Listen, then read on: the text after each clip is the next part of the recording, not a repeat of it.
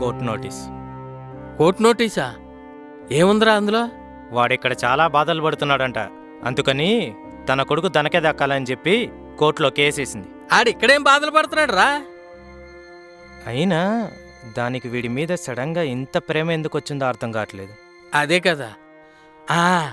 మన డాక్టర్ సుబ్బారావు గారు లేరు, మొన్న కనబడి ఆ అమ్మాయికి ఏదో ప్రాబ్లం వచ్చింది, ఇంక పిల్లలు పుట్టరని చెప్పారురా.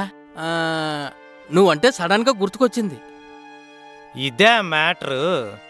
ఇప్పుడు దానికి పిల్లలు పుట్టరని తన కొడుకుని దక్కించుకోవాలని కోర్టులో కేసేసింది. ఆమె అనుకుంటే అయిపోతుందా? అదే చెప్తోంది ఈ కోర్టు నోటీస్. ఏ లోటు లేకుండా చూసుకున్నావురా వాణ్ణి. ఒరే, ఈ గుండెల మీద ఆడించి ఈ భుజం మీద మోసినోండ్రా, ఈ తాత నుంచి లేసి వెళ్ళిపోతాడాడు. ఏం కాదు కానీ అవన్నీ నువ్వేం పట్టించుకోకు.